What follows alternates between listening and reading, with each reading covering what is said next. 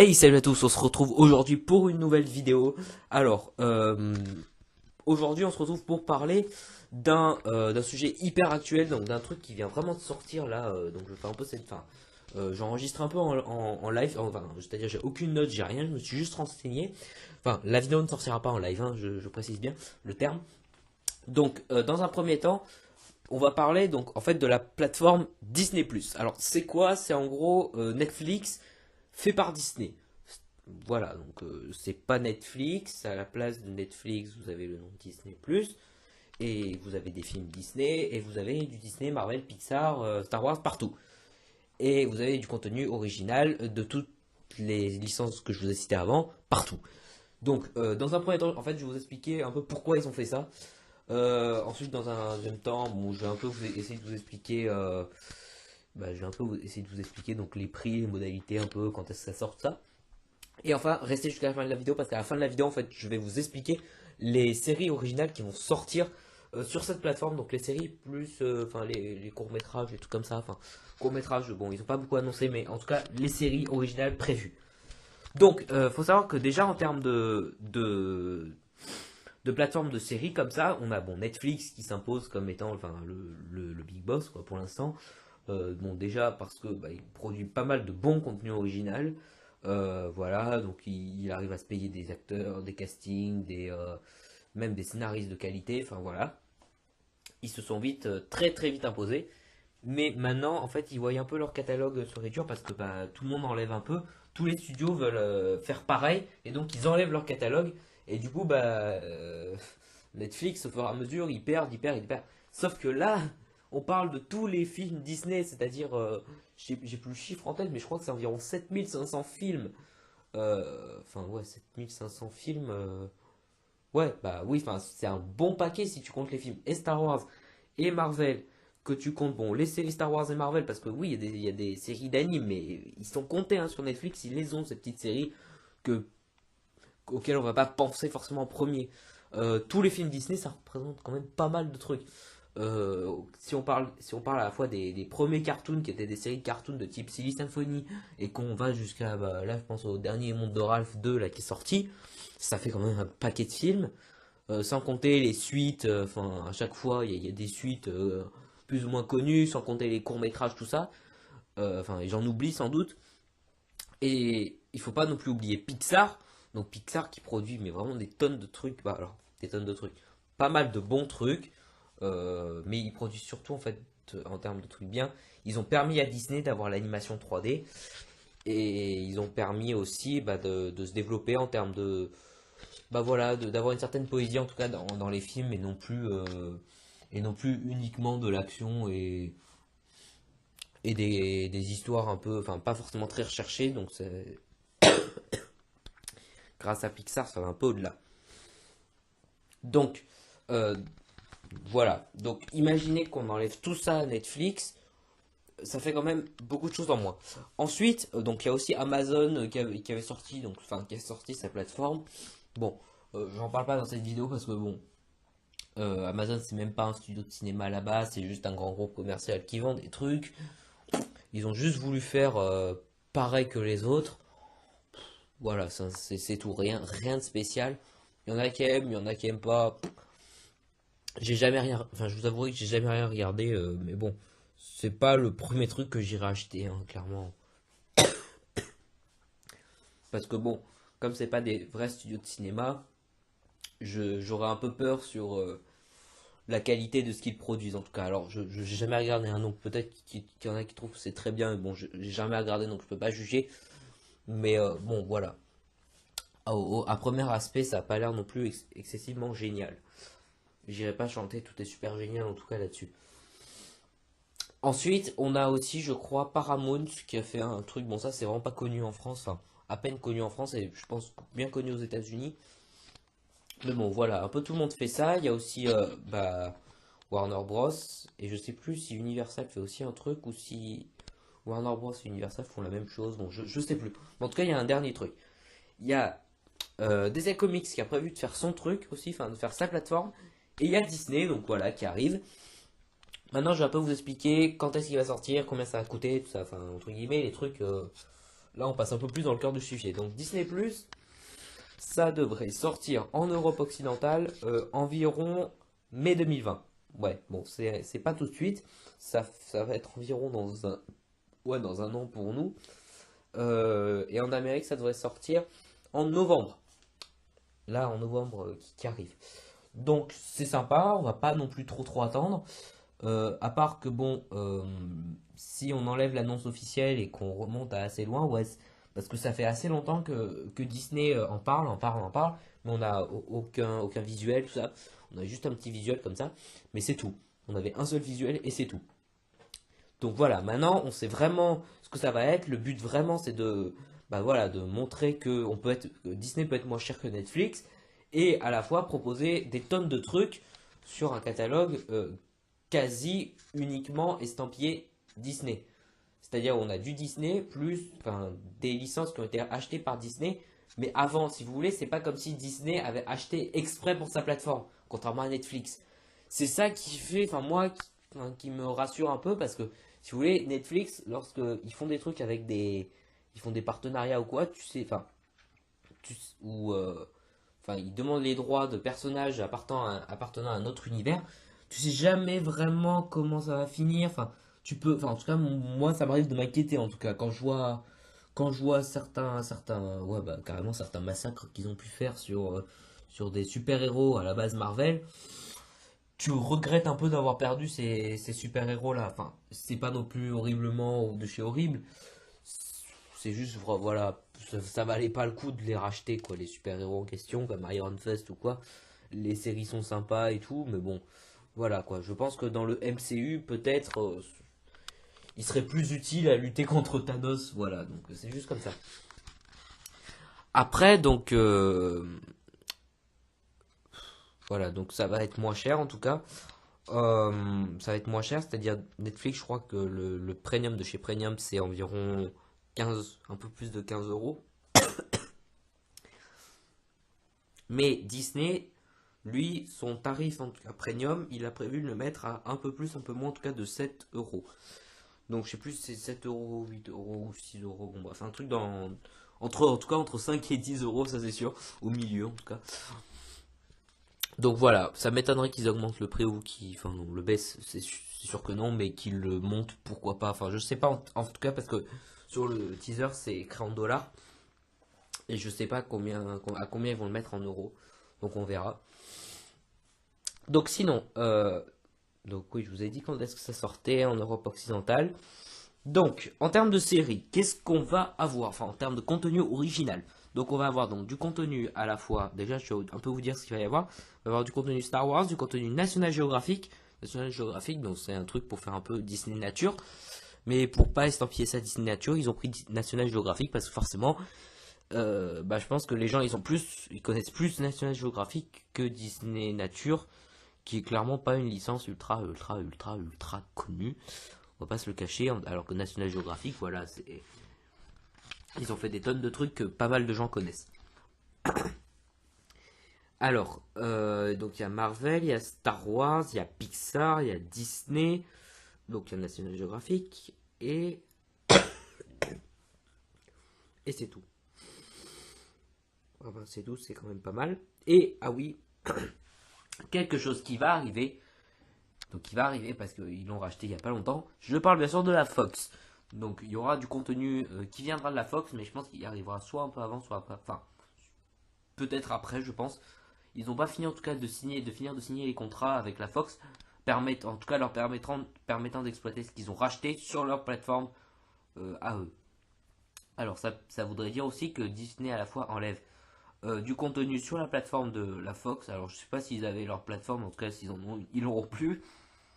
Ou je sais même plus si. Alors attendez, il me semble aussi qu'à un moment il avait été question au début de prendre une plateforme que la Fox avait l'intention de créer ou avait créée, mais qui n'était pas connue dans le monde, qui était juste connue aux États-Unis.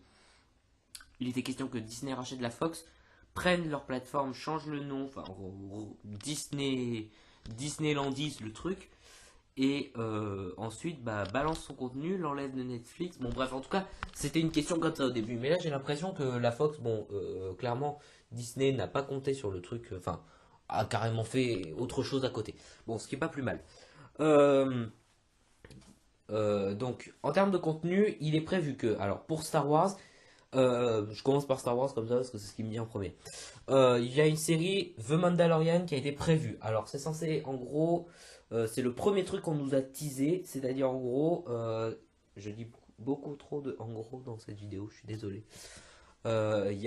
Ça retrace les origines en tout cas de Boba Fett. Pardon. Django Fett? Non, Boba Fett. Non, Django. Excusez-moi, je m'emmêle, je m'emmêle les pinceaux. Donc voilà, c'est censé retracer ses origines. C'est le premier truc que Disney nous avait teasé avec pas mal de, enfin, avec 2-3 visuels. Ensuite, il y a une nouvelle saison de Clone Wars qui est prévue. Alors ça, je suis hyper content. Après, je pense qu'il faut s'attendre à avoir Star Wars Resistance. Je pense que tout le catalogue des chaînes télé Disney, je pense qu'on les aura aussi. C'est-à-dire Disney Channel, parce que je vous en reparlerai, mais ils ont prévu de mettre High School Musical, nos écoles, pardon. Ils ont prévu de mettre aussi la série Hannah Montana. Bon, bref, donc quand même, il y aura du Disney Channel, donc peut-être du Disney XD. Bon, Disney Cinéma, c'est la même chose. Voilà. Donc, il y a donc une autre saison de Clone Wars qui va arriver. Ça, je suis hyper content parce que je vous avouerai que la dernière saison, moi, elle m'avait un peu laissé, voilà, en suspens. Puis finalement, j'ai attendu. Puis enfin, je vais avoir une fin. Au niveau de Marvel, alors, on a une série Loki qui est prévue en plus avec l'acteur original. Alors ça, c'est bien parce que bon, dans le film, il est mort, mais vraiment, enfin, il a été tué par Thanos. On sait pas plus, mais ce qui est bizarre, c'est que bon, Loki, c'est le type de perso, voilà, enfin, que tu peux pas tuer comme ça, même si c'est Thanos, enfin, tu peux pas le tuer comme ça en début de film en plus, hein. C'était hyper, enfin, moi je trouvais que pour commencer un film Avenger, je trouvais ça, waouh, enfin, ça envoyait direct. Alors que là, s'ils font une série, alors je sais pas, ça va être sur les origines, sur l'avant, l'après, où tu découvres en fait il est pas mort et du coup il y aura des zones d'aventure, je pense que ça va être un truc comme ça en gros. Donc du coup ça va être une série en vrai, donc pas en cartoon, ce qui est pas mal. Ensuite il y a une autre série Marvel qui a été prévue avec Wanda, celle qui joue, vous savez, Scarlet Witch, et Vision. Donc il y a une série avec eux deux qui est prévue. Ensuite il y a une série avec sur Marvel. Je crois qu'il y avait une série qui avait été prévue en tout cas avec Rocket Raccoon et Groot. Ça, ce serait une série de dessins animés. Et je réfléchis à un truc. Ah oui, je crois qu'il y aurait une nouvelle série, enfin une série sur en fait, vous savez, à la fin de Endgame, il y a beaucoup de chances que Captain America meure pour la simple et bonne raison que, je sais pas si vous savez, mais l'acteur qui joue en fait Captain America, il en a marre de jouer Captain America. Donc en fait, ils vont faire en sorte le Marvel Cinematic Universe. En même temps, ça fait longtemps qu'il joue, hein, qu'il joue ce rôle. Ils ont prévu en tout cas de faire en sorte qu'il meure, comme ça l'acteur est tranquille. Bon, pourquoi pas, hein, en même temps ça fait hyper longtemps qu'il joue. Et du coup, celui qui reprendrait dans le film, en tout cas celui qui reprendrait le flambeau de Captain America, ce serait celui qui joue, en tout cas, enfin, ce serait... j'ai oublié son nom maintenant, c'est malin. Attendez, je vais retrouver son nom. Il faut que je retrouve son nom. Le soldat de l'hiver. Donc en fait, ce qui est prévu, c'est que Faucon et le soldat de l'hiver, vous savez, dans les comics, c'est eux qui récupèrent le flambeau. Donc, et enfin, une autre série alors, qui a été prévue, ce serait une série donc, qui s'appelle Marvel What If. Donc c'est une série d'animation qui reprend l'idée du What If. Alors c'est pour ceux qui ne connaissent pas, c'est pour savoir comment l'univers Marvel aurait évolué si un événement changeait. Par exemple, et si Thanos n'avait jamais existé. Et si quoi en gros.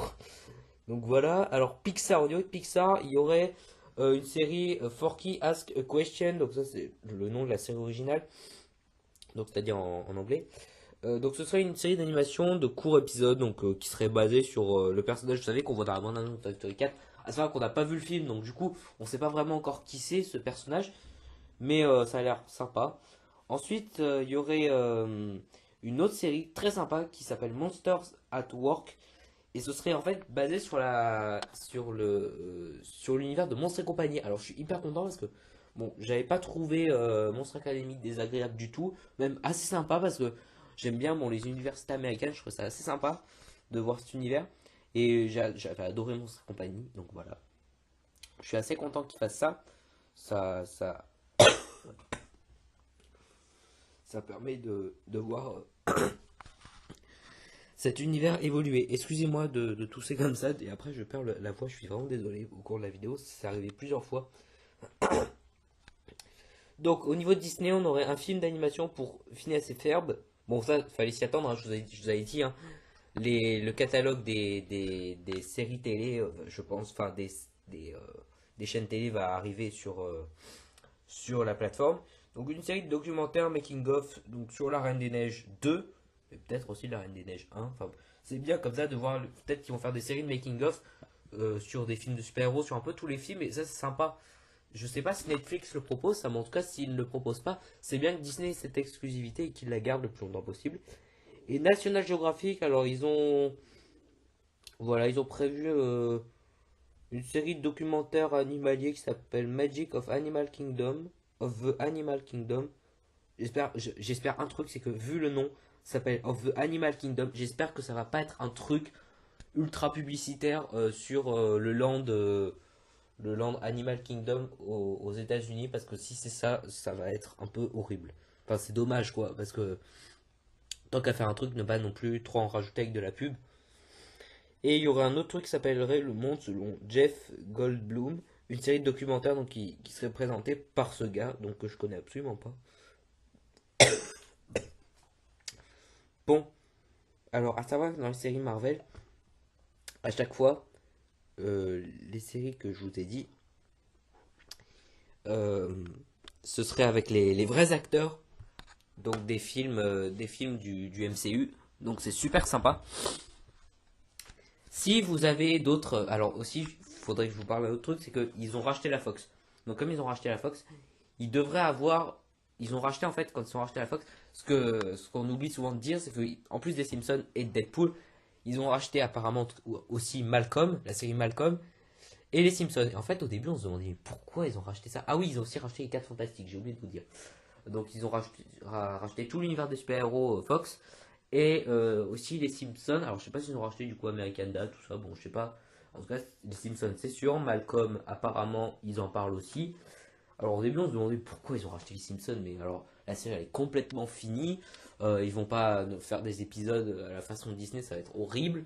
On avait peur que d'une chose, c'est qu'ils reprennent la série et que bah, ils en fassent un truc Disney, mais qui sera absolument pas sorti aux premières saisons, à toutes les saisons en tout cas. Donc on avait un peu peur, mais finalement c'est juste pour agrémenter d'un autre contenu leur plateforme. Bon, ça peut être sympa.